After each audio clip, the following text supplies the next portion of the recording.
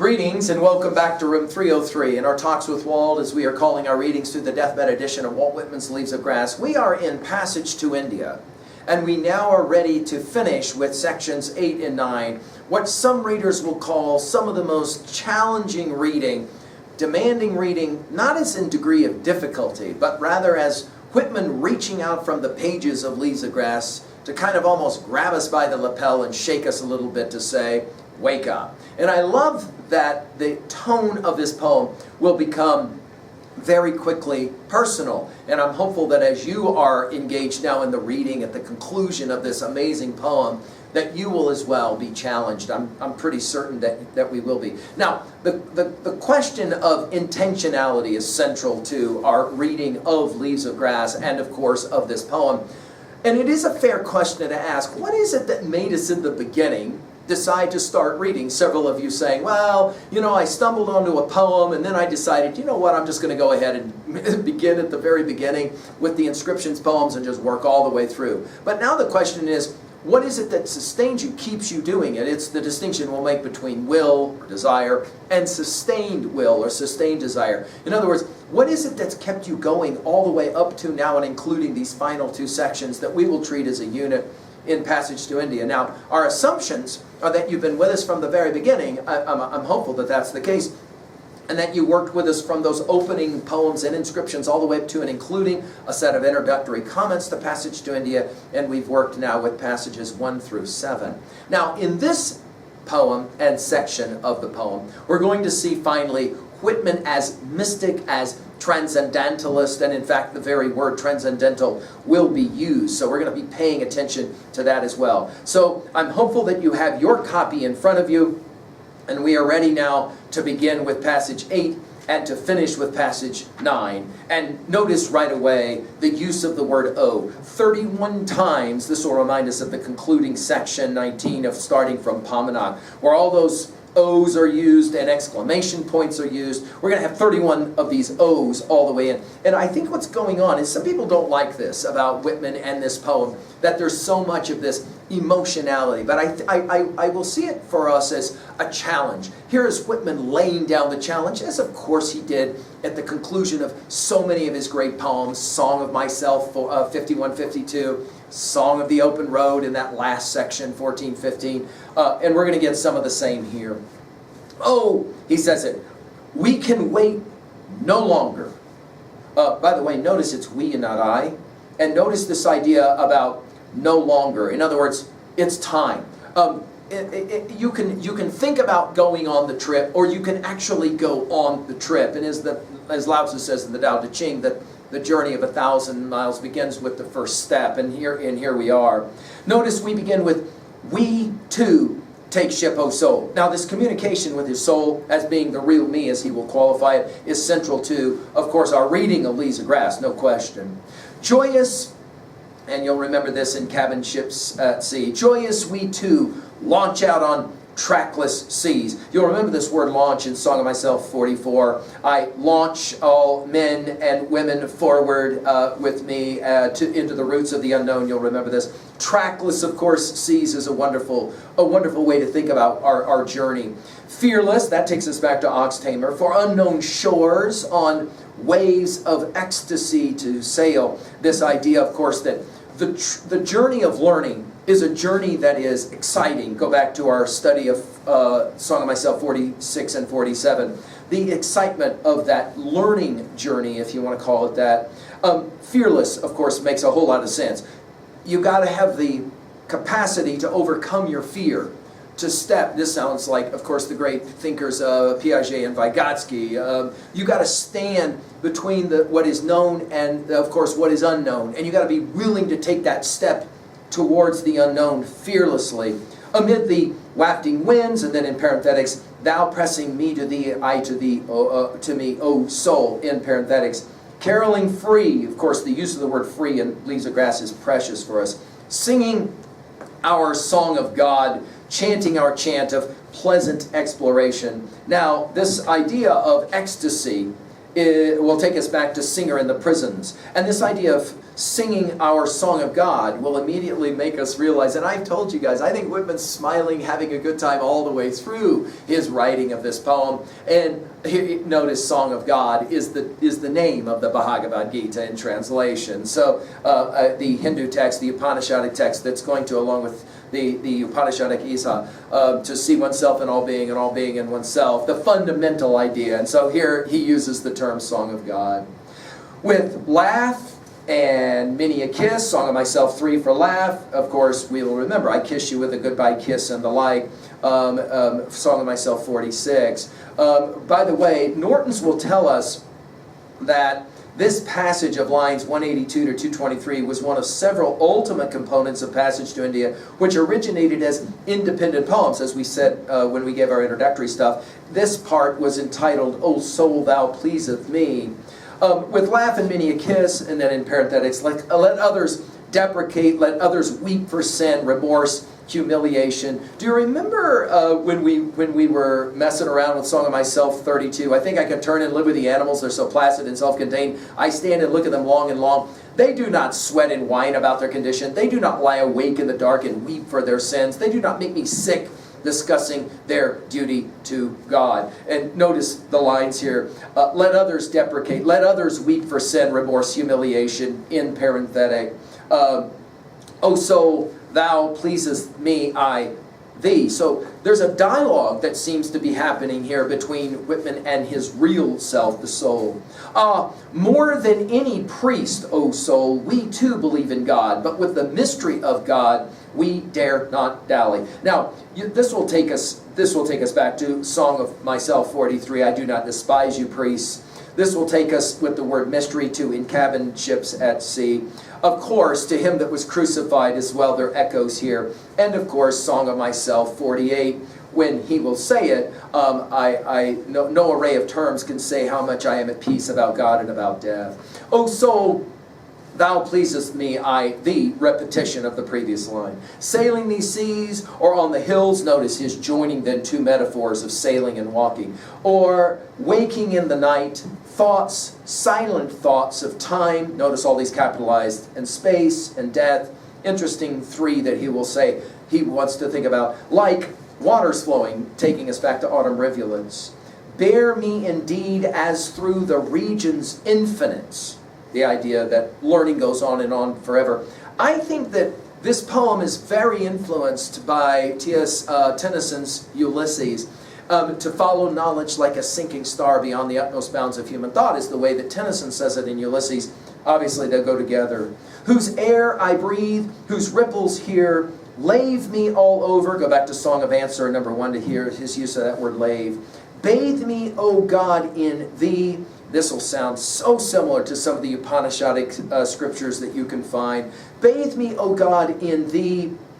This is that mysticism that is sometimes referred to. Mounting to thee. And you'll remember this use of the word mounting in passage 2 of this poem, mounting to heaven. I and my soul to range in range of thee. Song of Myself 33 uses this word range. Go back and take a look. Oh, thou, and then there's the word. Transcendent, making obviously Emerson smile, and yet he wasn't always sure he liked the word transcendentalism as much as he liked idealism, borrowing obviously from the great philosopher Kant.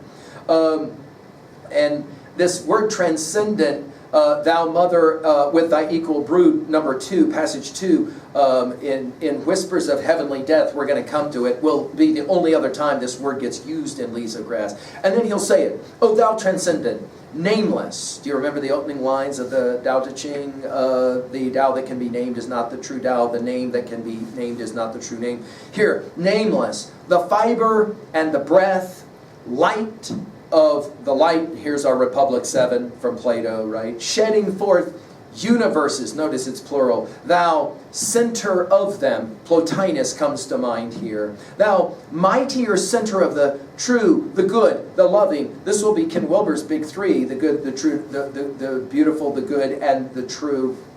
Thou moral, spiritual fountain.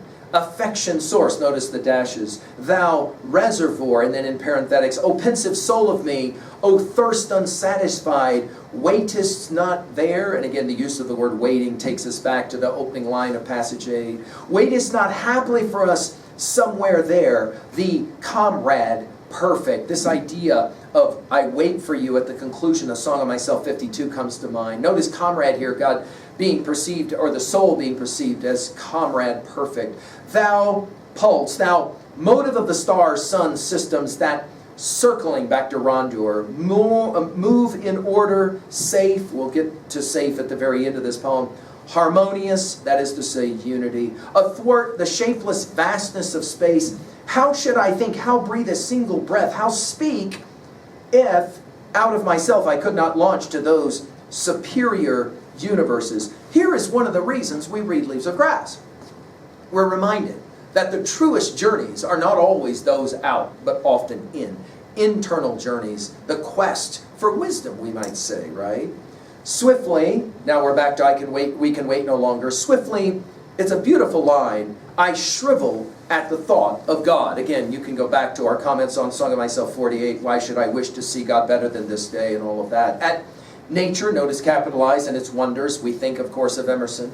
Time and space and death, the big philosophic questions. But that I, turning, call to thee, O soul, thou actual me. And there it is, right? In other words, who am I really? This is, of our big five, the ontological question. And lo, thou gently masterest the orbs, thou matest time. By the way, that's the only use in all Leaves of Grass, is this matest. To mate, obviously it's our chess reference, time. Smilest content at death. Again, Song of Myself 48. No array of terms can say how much I am at peace about God and about death, you'll remember. And fillest, swellest, full. By the way, swellest is used one time in Leaves of Grass, and it's right here. The vastness of space. Notice space capitalized. And then it's almost like a passage from the Gita with this celebration and these rhetorical questions. Greater than stars or suns, bounding, O soul, thou journeyest forth. Think of our Odyssey, right? What love then thine and ours could wider amplify? We're going to get 6 rhetorical questions. What aspirations, wishes outweigh thine and ours, O souls? What dreams of the ideal? We think obviously of our Plato and the Republic. What plans of purity, perfection, strength? Notice he loves his trinities. What cheerful willingness for others' sake to give up all. For others' sake to suffer all. And it's here that the theodicy of the last of our big five becomes kind of clear. In other words, why must there be pain? Why must there be suffering? Well, it's all a part of this thing we call the journey. Right? Our journey to understand why we are here. Reckoning ahead, O soul, when thou the time achieved, the seas all crossed, weathered the capes. So remember this weathering from, O Captain, my Captain. The voyage done. In other words, we're back to Ithaca. Surrounded, copest, frontest God, yieldest the aim attained, as filled with friendship, love complete, the elder brother found, the younger melts in fondness in his arms. Again, that word picture of hugging. I've told you guys from the very, very beginning, this idea of embracing, this idea of hugging is central to the reading of Leaves of Grass. And then, of course, now we're ready for passage 9 and the brilliance of how this poem will finish. Notice we'll begin with passage to more than India. In other words, now we move from geography to obviously cosmology, right? Are thy wings plumed, by the way, only use of that word in Leaves of Grass, indeed for such far flights? I think that this makes sense. Whitman, of course, in his audience would understand that Christian notion of counting the cost, as it sometimes will be referenced as. In other words, are you ready for your flight? Here it's wings of flight. So notice he'll be, interestingly, playing with flight and sailing together. O soul, voyagest thou indeed on voyages like those? Disportest thou on waters such as those? Soundest below the Sanskrit and the Vedas, then have thy bent unleashed. By the way, Norton's will tell us what I've been suggesting already in our comments, that Sanskrit and Veda are the ancient Hindu holy books the Vedas written in Sanskrit, became in translation influential in the age of Emerson, Thoreau, and Whitman. The reason that Norton's will mention, of course, Emerson and Thoreau is that Thoreau is so influenced by Emerson, he takes a copy of the Gita with him to Walden to live in his hut there. I've given full lectures on Emerson and all those essays, and Thoreau, of course, in Walden, if you want to find that at learnstrong.net. And now we'll finish the repetition, of course, of the use of the word passage.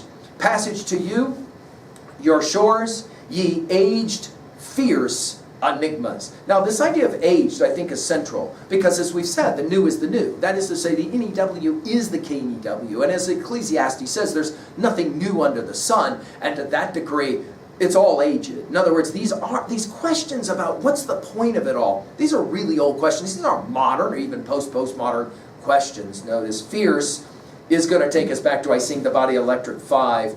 Enigmas as a plural is used one time in Leaves of Grass, and it's right here. Passage to you, to mastership of you, ye strangling problems. Now, I find this fascinating. I find the repetition of words in Leaves of Grass fascinating, but I find it interesting the only times the word gets used, strangling gets used one time in all Leaves of Grass, and it's right here. And notice, it's the strangling problems. What are we talking about? What's the theodicy question?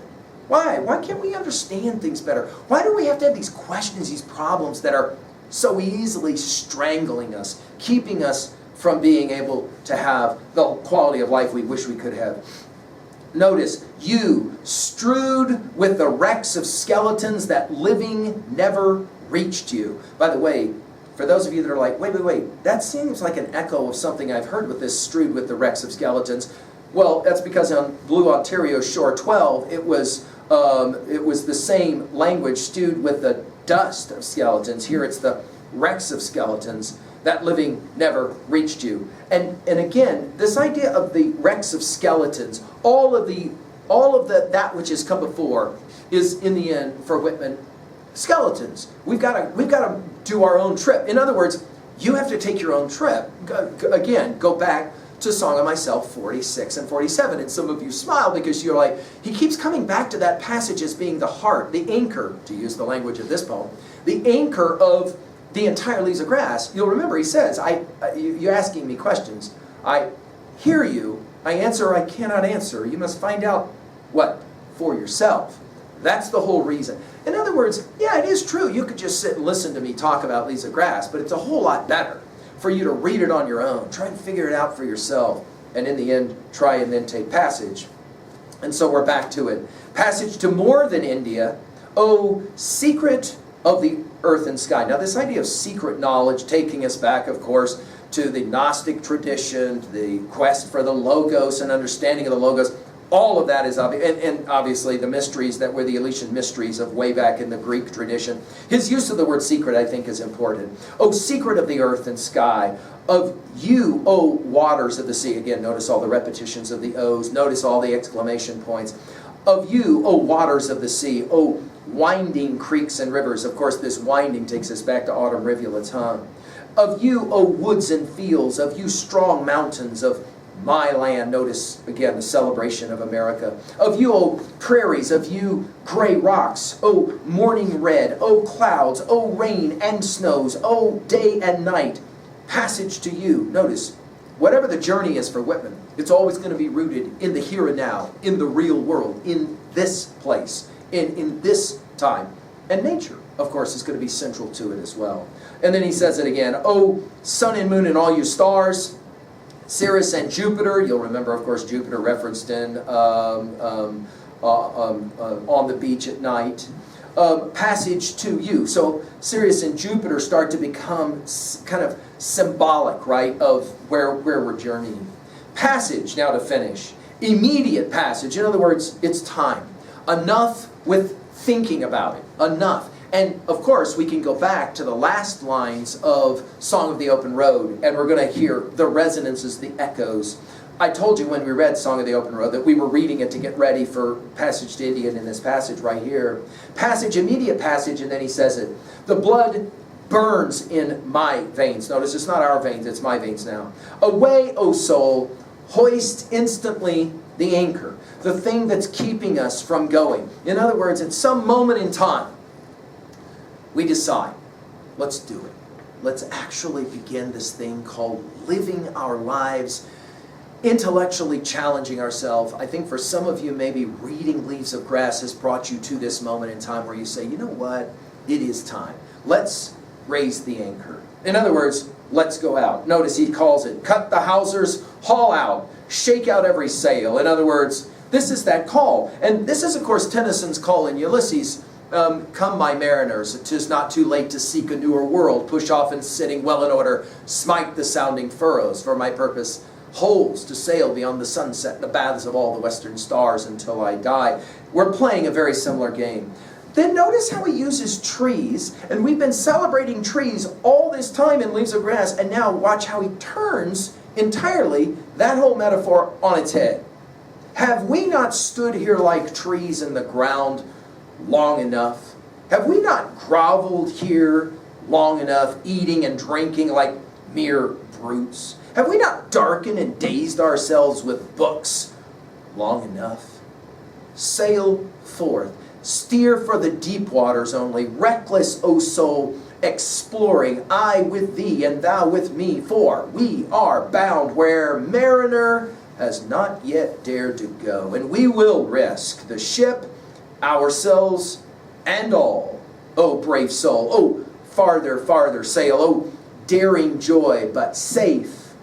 Are they not all the seas of God? O farther, farther, farther sail. Now let's exegete these final lines. Obviously, this is why he begins Leaves of Grass with the word come. It's an invitation word. Notice here, this invitation to take the journey. And of course, if you'll think about it, as we've said in our lectures on the Odyssey, there's a number of Odysseys in the Odyssey, and of course one of those Odysseys is young Telemachus, who has to decide to take that journey to sail to Sparta, to sit down with Menelaus and Helen and try and get some information.